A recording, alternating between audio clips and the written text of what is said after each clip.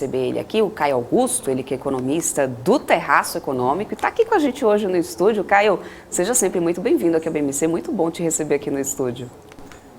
Dessa vez diretamente aqui do estúdio, uma alegria imensa, né? Sempre participo casa, do escritório, de algum outro lugar. Bom demais estar aqui, revendo. E logo de sexta a gente tirou do seu conforto, né? Que conforto. É um prazer imenso, né? Estar aqui. Não tem nem o que Tô dizer. achando que isso tem um propósito, hein? Sabe para poder rolar aquele happy hourzinho depois? Então, entendeu? eu acho um absurdo, eu ia levantar essa dica, inclusive, eu acho um absurdo a gente ter trazido aqui um convidado de sexta-feira e não ter um chopp tranquilamente aqui de graça. Olha o horário, para todo mundo. Lara. Existe horário para brincadeira, Mas é gente, não beba. Estou brincando. É grande brincadeira, comédia. Caio, Toda brincadeira tem um fundo de verdade, né? às vezes sim. Às vezes vendo? gosto muito de cerveja. Agora vamos lá. Queria começar te perguntando, Caio, sobre essa PEC aí. Tudo bom? Prazer, Renata, tudo bem? Queria começar perguntando um pouco sobre essa PEC. Ô, Rui das Neves, por favor, né? Mais um aí pra sua série, eu vi, eu tava. Não, a pessoa passou na frente da câmera aqui como se nada houvesse, mas tudo Faz bem. parte. Ao vivo, né? Acontece, ao vivo é assim. Caio, deixa eu perguntar um pouco sobre essa PEC dos benefícios aprovada. No que você acha que ela pode impactar a economia brasileira? Aí, né, gente, eu tô até agora pensando na Renata que ela passou como se não houvesse amanhã na frente da câmera. Mas como é que você acha que essa PEC pode impactar a economia brasileira nesse momento, né, essa PEC dos benefícios? Os impactos dessa PEC, né, kamikaze, suicida, enfim, né, já surgiram aí 200 nomes para ela. Os maiores impactos dessa PEC são a curto prazo em termos fiscais, né, ela vai custar aí 41 bilhões, se ela tiver os benefícios encerrados aí no final do ano, como é o que ela está sendo prevista para acontecer. Mas o outro efeito que é mais complicado e ele vai além do curto prazo é o incentivo que se dá a continuar concedendo benefícios em um cenário em que a economia já está apresentando certa retomada. Um ponto que a gente não pode deixar de levar em consideração, 7 meses atrás, na virada do ano para 2022, havia quem, entre instituições financeiras, bancos e tudo mais, havia quem levasse em consideração nas suas previsões que nós passaríamos até por uma recessão no ano de 2022. Dado aí essa subida dos juros, cenário eleitoral aí bastante nebuloso, muitas possibilidades, né, acontecendo. E hoje o que a gente verifica aí desse período para cá é que a maioria, para não dizer absolutamente todas as previsões de bancos, instituições financeiras, casas de análise e tudo mais, revisaram o crescimento do Brasil para cima. Tanto é que nessa média agora, se eu não estou enganado, no Focus mais recentemente, a gente tem 1,5%, 1,6%, saindo de um cenário aí que previa zero, previa talvez até uma recessão. Então, o governo ele se encontra numa situação muito complicada entre dizer que estamos numa situação emergencial em virtude de um aumento mais focado em commodities, sobretudo aí pelo lado do petróleo, né, dos combustíveis e derivados, e de outro lado dizer que a economia está de fato tendo uma retomada.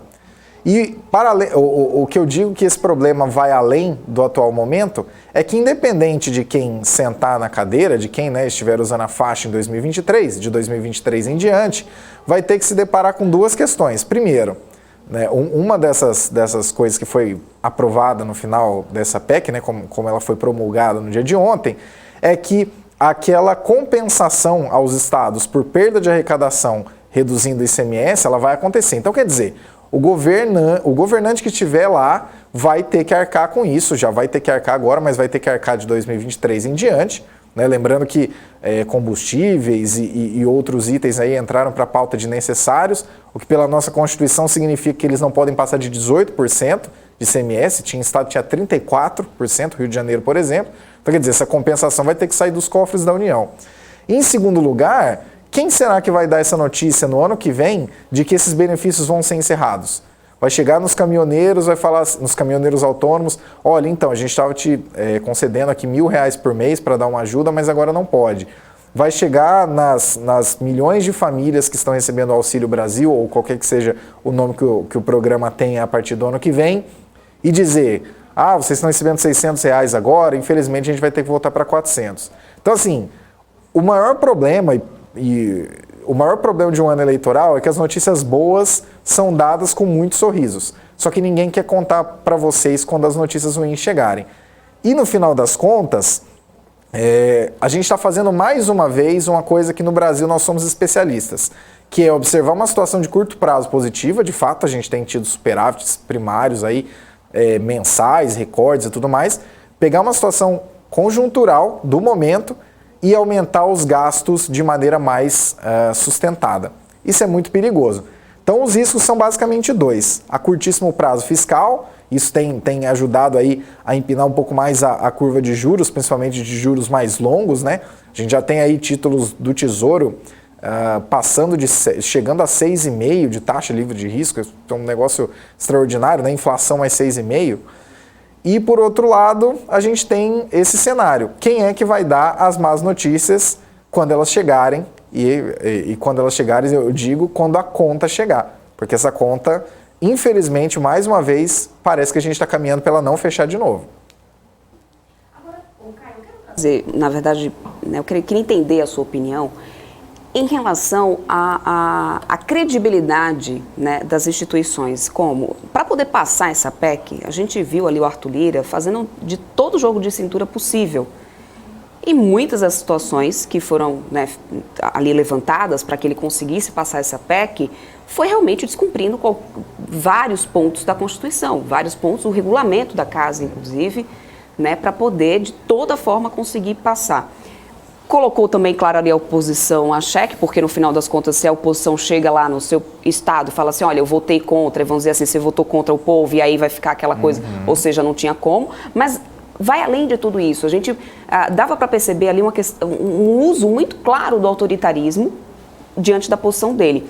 Então, até que ponto isso não põe em xeque também a credibilidade da própria casa, do próprio Congresso, né, em termos de interesse mesmo do povo? Porque no final das contas, a gente sabe que financeiramente falando, não tem caixa, certo? E aí? De fato, isso coloca em xeque a credibilidade da casa. E principalmente, isso é uma coisa que é muito interessante, que é o seguinte, recentemente, parece que não tem nada a ver, mas vocês vão entender onde eu vou chegar. Tá. Muito se fala ultimamente, a situação da Argentina é muito complicada, as coisas estão degringolando e tudo mais. E aí o pessoal fala, mas será que o Brasil caminha para isso? O Brasil tem uma diferença muito grande em relação à Argentina. Chama-se diagnóstico. Por aqui a gente sabe mais ou menos o que deve ser feito. Na Argentina, os caras ainda estão ali em 86, 87, que nem quando a gente ficava batendo cabeça aqui em plano Sarney, plano Collor, Verão, Bresser, 1, 2 e 3, enfim. O que eu quero dizer com isso? Por um lado, isso de fato tira certa credibilidade das casas legislativas, porque até pessoas aí, se você for parar para pensar, a própria Simone Tebet, que é pré-candidata também a presidente, não, a gente é a favor de um controle de contas públicas e tudo mais, e foi lá e votou a favor disso. Que é uma figura fantástica que existe na política brasileira, que é o famoso, votei numa direção, mas eu sou veementemente contra. Eu nunca vou entender essa figura, mas de fato acontece. E acontece muito, principalmente para dar boas notícias, porque para dar notícias ruins ninguém quer aparecer. Mas isso de fato coloca uma certa restrição dessa credibilidade, porque assim, por um lado a gente tem diagnóstico, a gente sabe mais ou menos para onde o Brasil precisa caminhar em termos de tamanho de Estado, em termos de orçamento público, em termos de que tipo de serviço que vale a pena a gente colocar amparado pelo Estado, que tipo de estrutura poderia ser passada para a iniciativa privada. A gente já tem esse diagnóstico há pelo menos 15 anos. 15, 20 anos a gente tem esse diagnóstico e a gente vai caminhando, né? Tivemos aí lei de responsabilidade fiscal, teto dos gastos, algumas privatizações relevantes, Eletrobras agora, mais recentemente. Mas o problema é que ninguém quer dar más notícias, né?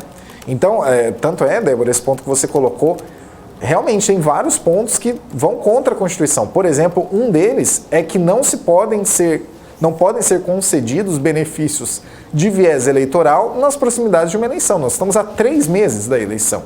E olha o tamanho dos benefícios que foram concedidos.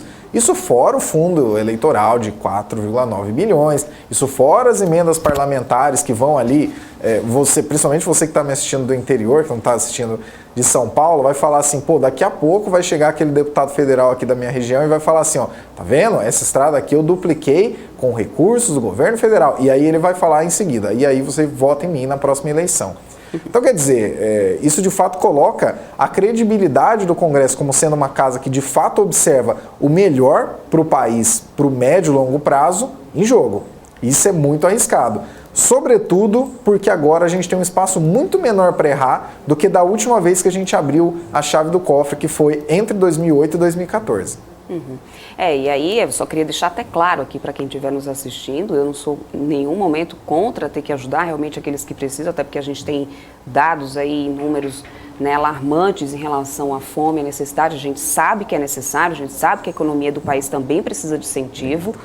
Porém, né, justamente faltando menos de 100 dias para as eleições apenas isso ser feito, é uma questão realmente a se colocar em xeque, pelo menos colocar a gente a pensar um pouco. Isso eu acho que deve ficar, né, Rafa? Eu tenho uma pergunta ainda sobre esse assunto, sobre a lei do teto de gastos.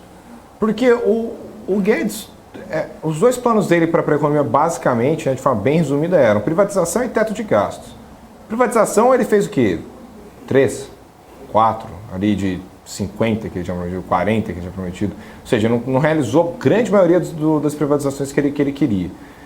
Lei do teto de gastos, durante a pandemia até que ele conseguiu conter ali, né? Falou muito, olha, gasto, não, tal. Acho que agora aprova uma PEC de 40 bilhões de reais de gastos fora do teto, né? Ou seja, 40 bi é uma grana que a gente pode desperdiçar. Ou seja, o Guedes de alguma maneira fez alguma coisa que ele queria no governo de fato? Eu acredito que aí é quando a gente para pensar na distância entre ideias e a execução delas.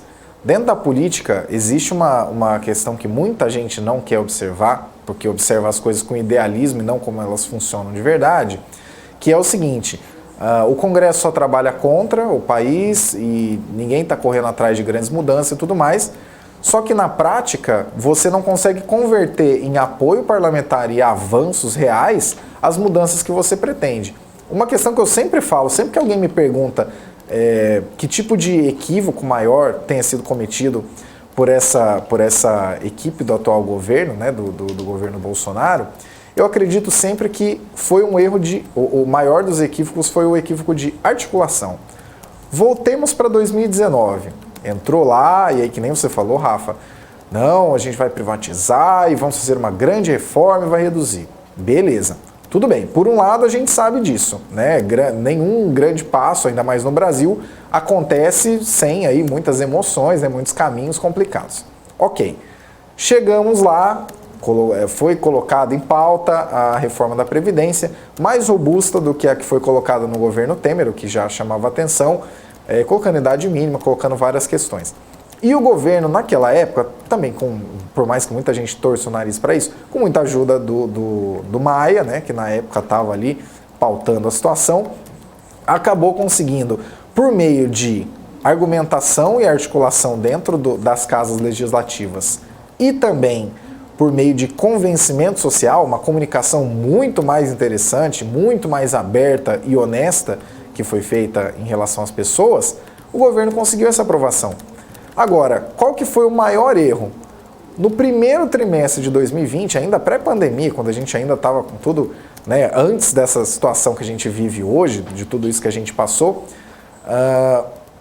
capitaneado pela figura do próprio presidente, do Jair Bolsonaro, começou-se aí um grande duelo entre os poderes, né? Quem não se lembra aí daquela cena clássica do Bolsonaro em cima de um cavalo, na frente do QG do Exército ali em Brasília, não, porque o STF, não sei o que, não está dando certo, esse Congresso só vai contra. E o que aconteceu 3 meses depois? O próprio Bolsonaro teve que chegar ao Congresso e falar assim, putz, eu fiquei quase 30 anos aí, mas eu acho que eu me esqueci que eu preciso de vocês para fazer qualquer coisa, como executivo, então eu vou ter que ficar do lado de vocês. O grande erro estratégico foi basicamente não ter articulado da mesma maneira que as coisas foram articuladas em 2019. É basicamente isso, porque se a gente for parar para pensar, de fato, aí tivemos aí marco do saneamento, marco das ferrovias, privatização da Eletrobras, mas grande parte das coisas que foram aprovadas, com exceção da reforma da Previdência, que foi uma nova reforma de fato, estavam já no pipeline desde o governo Temer. Então, eu acho que fica muito aquém e fica muito aquele discurso, o Brasil é muito difícil, as coisas não andam e tudo mais, só que isso geralmente é dito por quem não tem conhecimento de como funcionam os trâmites ali dentro. E o que é mais assustador é quando a gente para pensar que em 2019 aparentemente tinham conhecimento. Tanto é que, se a gente for olhar aí o CDS, né, o risco Brasil era muito menor em 2019. Aquela grande queda que a gente observou da Selic chegando a 2%, ela começou, claro, né, ela foi pavimentada ali pelo teto de gastos ainda no governo Temer, mas ela foi encaminhada basicamente por essa reforma. Ah, mas teve a pandemia, Caio, a pandemia dificultou muita coisa. Concordo, mas se a articulação de fato tivesse seguido a mesma linha que teve desde 2019, muito provavelmente agora em 2022 a gente teria duas situações. A primeira, estaríamos aí aprovando entre a segunda e a terceira grande reformas, talvez uma administrativa muito bem feita já teria saído, uma tributária que equalize aí diversos tributos e acabe com essa palhaçada tributária que a gente vive nesse país também já teria sido encaminhada. E, em segundo lugar, muito provavelmente o Bolsonaro estaria mais ou menos como o Lula estava em 2010, com uma popularidade suficiente para que ele olhasse e falasse assim, se eu quiser disputar eu vou ganhar, se eu não quiser disputar eu posso colocar um pedaço de pau lá no meu lugar, que o pedaço de pau vai ganhar, porque eu vou falar, votem no pedaço de pau, entendeu? Então assim, a articulação faz muita diferença, pessoal. Pense nisso, antes de você chegar na urna, não sei como é que você está fazendo, se você já está fazendo isso, de avaliar, quem que eu vou votar para deputado federal, deputado estadual, antes de ir, pensa nisso, o que a pessoa que está prometendo ali, o que está sendo falado, dá para chegar, a pessoa tem capacidade de articulação, ou mais uma vez a gente vai chegar naquela situação em que você vai dizer assim, vou votar em pessoas boas, e aí elas vão lá, mas elas não sabem fazer, não vai chegar em lugar nenhum e eu vou ficar desiludido com o Brasil. Tem jeito, pessoal, não é fácil, é muito complicado, vai muito além de frases feitas de vamos fazer uma grande revolução no Brasil e coisas do tipo, mas tem jeito. É importante só olhar em como é que ideias se transformam em realidade, porque foi justamente nessa distância que a gente ficou com essa sensação, ou pelo menos uma imensa parte do país ficou com a sensação de que, principalmente pelo lado econômico, ficou-se muito aquém do que se pretendia lá em 2018.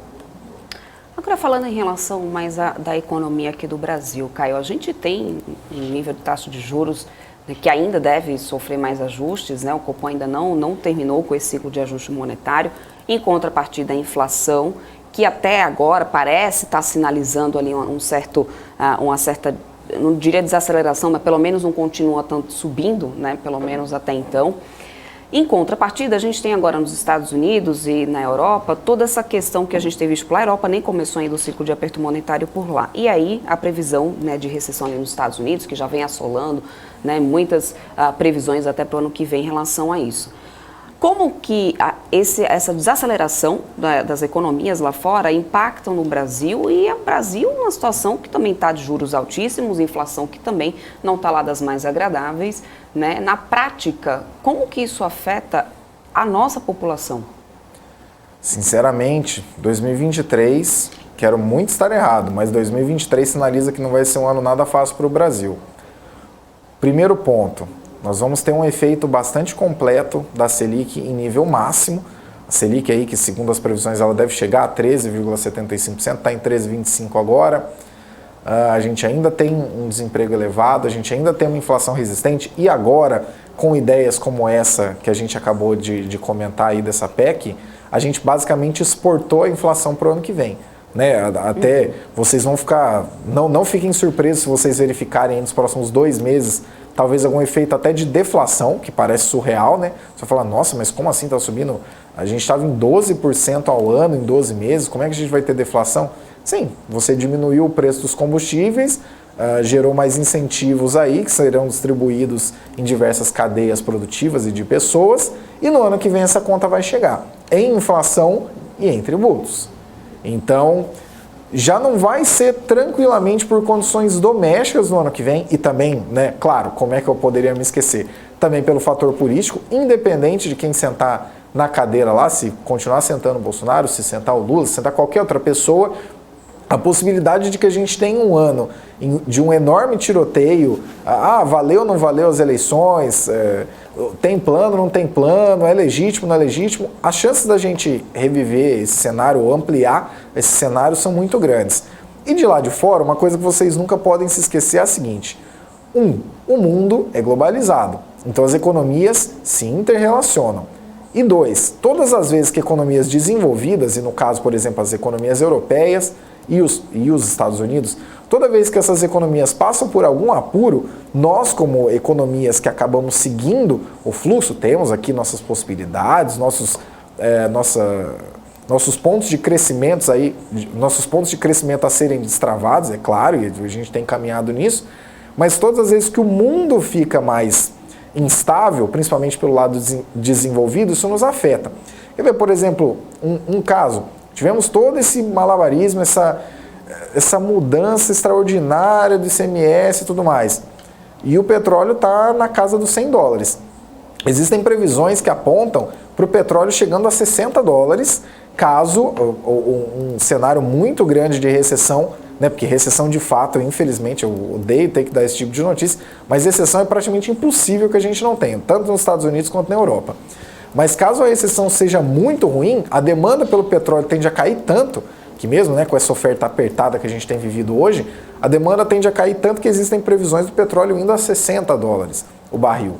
Então, quer dizer, fizemos todo esse esforço, vai reduzir a arrecadação de estados, talvez não o estado de São Paulo, porque o estado de São Paulo tem outras fontes de arrecadação e tudo mais, mas estados que eram bem mais dependentes da arrecadação de ICMS vinda aí dos combustíveis vão sofrer, isso vai virar dívida, isso vai se transformar em empréstimo com a União, isso vai aumentar a conta para o erário no caso somos todos nós.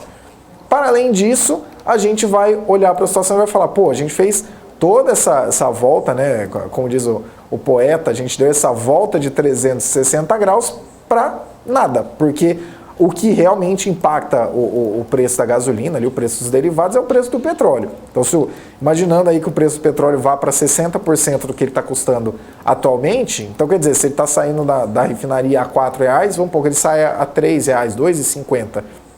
Então tá, toda essa comemoração que estamos fazendo, e eu particularmente, como motorista de um carro a gasolina, eu estou achando ótimo, mas como economista eu fico preocupado de onde é que vai sair a diferença disso. Todo esse enorme esforço de pacificação e tudo mais vai ter ido pelo ralo. E isso vai virar dívida a mais dos estados, isso vai virar problema com a União.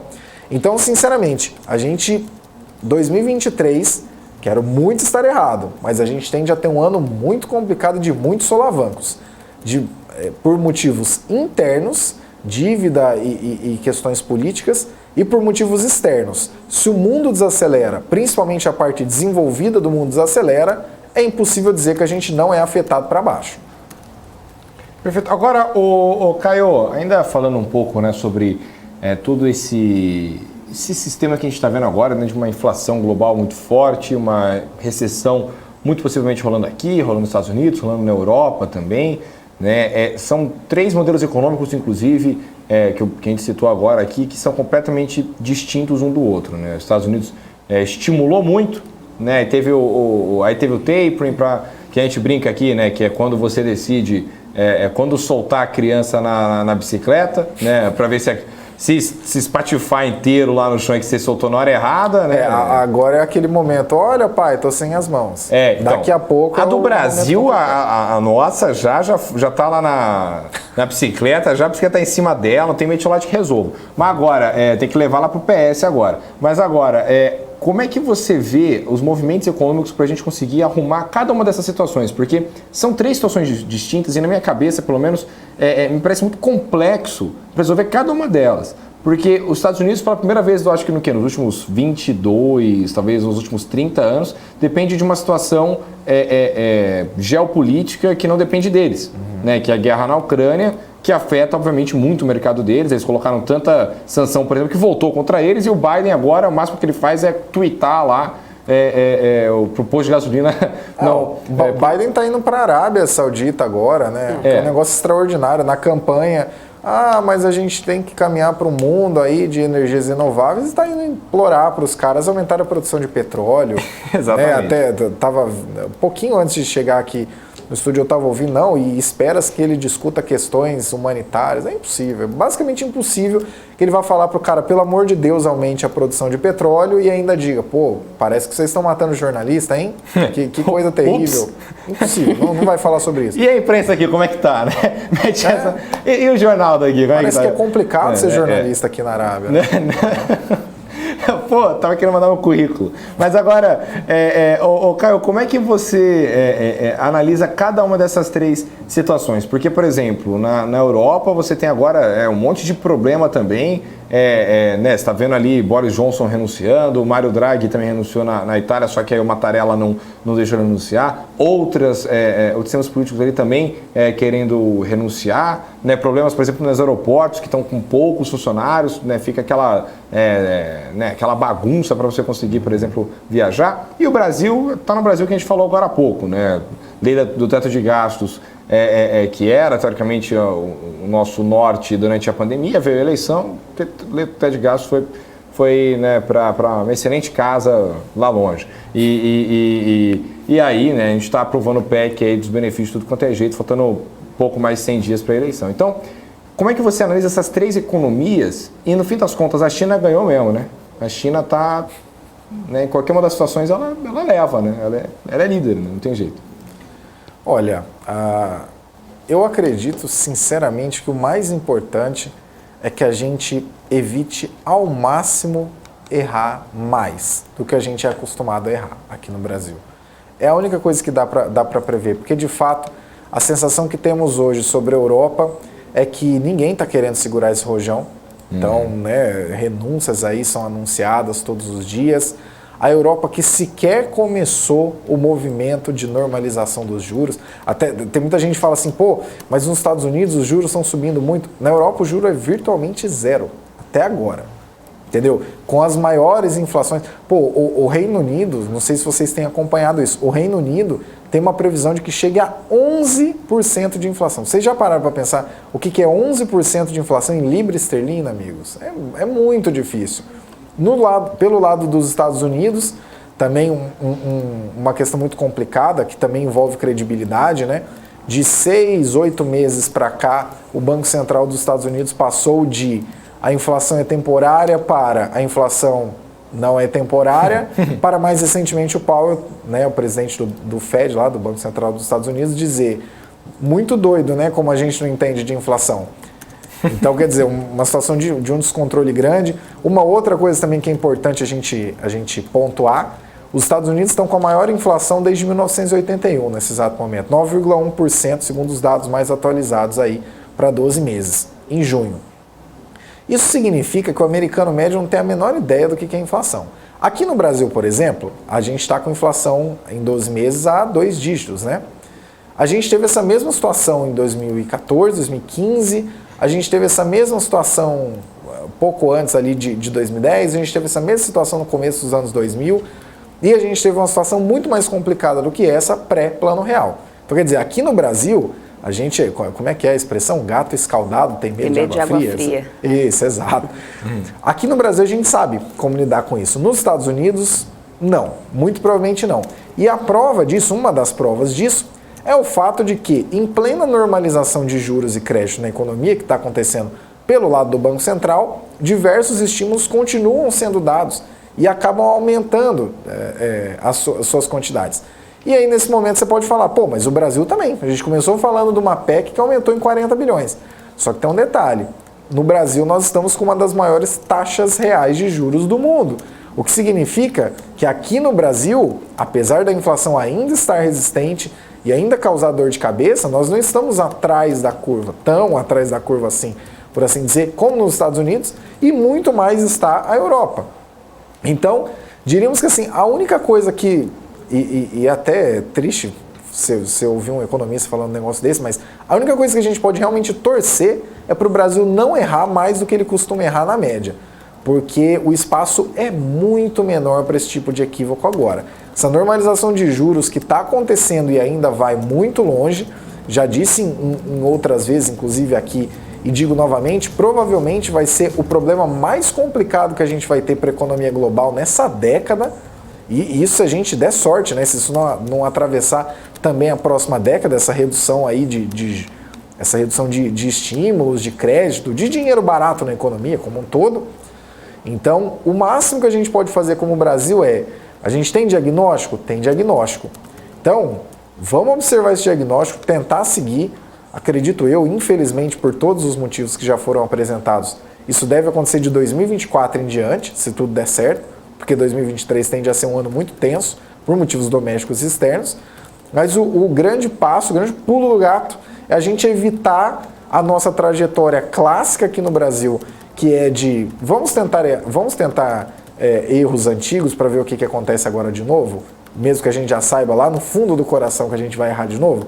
Se a gente não seguir por essa trajetória e seguir pelo diagnóstico mais correto, de readequação das contas públicas, de redução do tamanho do Estado, de passar para a iniciativa privada o que a iniciativa privada faz melhor e ficar com o Estado aí pelo lado da regulação, se a gente caminhar para isso de maneira sustentável, independente do passo que a gente tiver, vamos representar para o resto do mundo um lugar um pouco mais seguro, dada toda essa instabilidade aí nas economias mais desenvolvidas do mundo, e isso pode atrair um fluxo de capital. Agora, jamais se esqueçam que qualquer avanço relevante em termos institucionais, ele não acontece da noite para o dia, tá? Agora, com todas essas questões aí de incentivos e tudo mais, a gente já está meio que jogando no lixo uma legislação de 2016, que é a lei do teto de gastos. Provavelmente, se a gente tiver que rolar dívida para pagar a despesa corrente, a gente pode ferir a lei de responsabilidade fiscal, que é de 99 ou 2000, vocês me perdoem aí se eu tiver falado a data errada.